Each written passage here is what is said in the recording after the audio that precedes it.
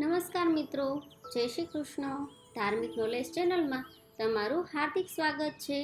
શું તમે જાણો છો કે વર્ષમાં આવતી એક એવી એકાદશી છે જેને શાસ્ત્રોમાં રોગનાશીની એકાદશી તરીકે મહિમા આપવામાં આવ્યો છે?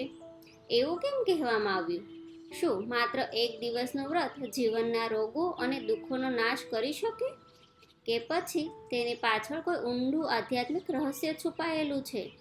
ભગવાન શ્રી કૃષ્ણે પોતે આ એકાદશીનું મહિમાનું વર્ણન કર્યું છે અને પદ્મ પુરાણમાં તેની અદ્ભુત કથા પણ મળે છે. તો આજે આપણે જાણીશું યોગીની એકાદશીને રોગનાશીની કેમ કહેવામાં આવે છે. હેમમાલિની એવી કથા જેણે આખું જીવન બદલી નાખ્યું, વ્રત કરવાની સાચી રીત અને છેલ્લે એક એવી ભૂલ વિશે જે ઘણા લોકો દર વર્ષે કરે છે. તેથી વિડીયો અંત સુધી જરૂર જોતા રહેજો.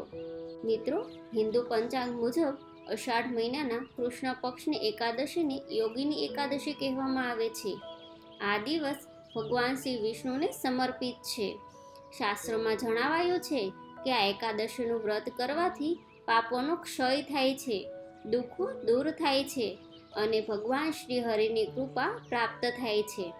એટલા માટે તેને અત્યંત પવિત્ર એકાદશી માનવામાં આવે છે. મિત્રો, અહીં એક વાત સમજવી ખૂબ જ જરૂરી છે. શાસ્ત્રોમાં જ્યારે રોગ શબ્દ આવે છે ત્યારે તેનો અર્થ માત્ર શરીરની બીમારી નથી. રોગ એટલે શરીરની પીડા, મનની અશાંતિ, ક્રોધ, ઈર્ષા, લોભ, અહંકાર અને આત્માને ભગવાનથી દૂર લઈ જતું અજ્ઞાન. યોગીની એકાદશીનું વ્રત માત્ર ભૂખ્યા રહેવાનું નથી, તે મન, વાણી અને કર્મને શુદ્ધ કરવાની સાધના છે.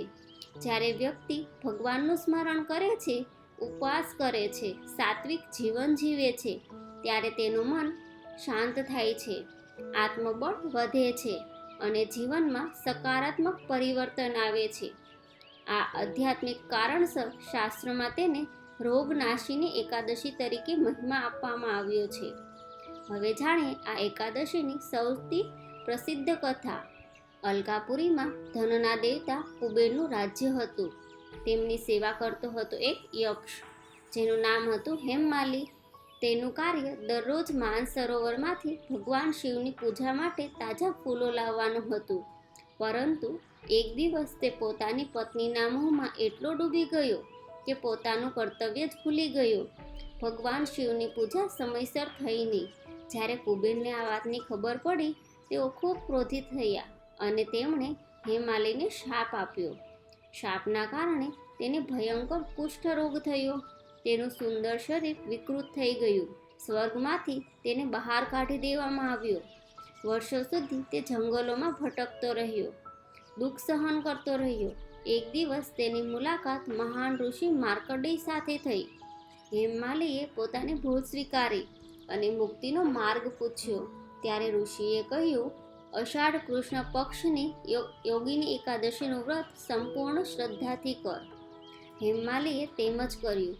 શાસ્ત્રોમાં વર્ણન છે કે યોગીની એકાદશીના પુણ્યથી તેનો શાપ દૂર થયો, તેનો કુષ્ઠરોગ દૂર થયો, તેને ફરી દિવ્ય સ્વરૂપ પ્રાપ્ત થયું અને તે સ્વર્ગમાં પરત ગયો. આ કારણસર પણ યોગીની એકાદશીને રોગના નાશ સાથે જોડવામાં આવે છે. આ કથા માત્ર ચમત્કારની નથી, તે આપણને શીખવે છે કે ભૂલ દરેક માણસથી થાય છે, પરંતુ જે વ્યક્તિ પોતાની ભૂલ સ્વીકારે, પસ્તાવો કરે અને ભગવાનના શરણમાં જાય, તેનું જીવન ફરી બદલાઈ શકે છે. તો મિત્રો, હવે આપણે જાણીશું યોગીની એકાદશીનું વ્રત કેવી રીતે કરવું. એક દિવસ પહેલાં સાત્વિક ભોજન લ્યો. એકાદશીના દિવસે વહેલા ઉઠીને સ્નાન કરો.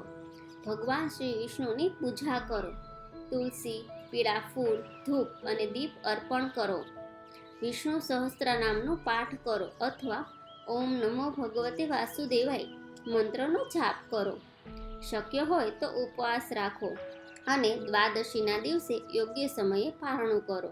ઘણા લોકો માને છે કે માત્ર ઉપવાસ કરવાથી બધું મળી જશે, પરંતુ શાસ્ત્રો કહે છે વ્રતનું સાચું ફળ ત્યારે મળે છે જ્યારે મનમાં દયા હોય, વાણીમાં મધુરતા હોય અને જીવનમાં સત્ય હોય.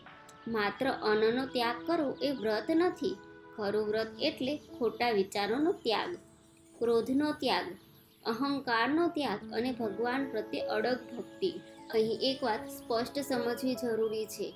શાસ્ત્રોમાં જણાવાયેલો રોગનો નાશ આધ્યાત્મિક મહિમા છે. જો કોઈ વ્યક્તિ શારીરિક રોગથી પીડિત હોય તો ડૉક્ટરની સારવાર અવશ્ય લેવી જોઈએ. વ્રત અને ભક્તિ મનને શાંતિ અને આત્મબળ આપે છે અને સારવાર શરીરની સંભાળ રાખે છે. બંનેનું પોતાનું મહત્વ છે. તો મિત્રો, યોગીની એકાદશી આપણને શીખવે છે કે ભગવાનના દ્વાર ક્યારેય બંધ થતા નથી. સાચા હૃદયથી કરેલી ભક્તિ, સાચો પસ્તાવો અને સાત્વિક જીવન માણસને અંદરથી બદલવાની શક્તિ ધરાવે છે. જો તમને આ વિડીયો ગમ્યો હોય તો તેને લાઈક કરો, તમારા પરિવાર અને મિત્રો સાથે શેર કરો અને આવા જ સનાતન ધર્મના જ્ઞાન માટે અમારી ચેનલને સબસ્ક્રાઈબ કરવાનું ભૂલશો નહીં. જય શ્રી કૃષ્ણ.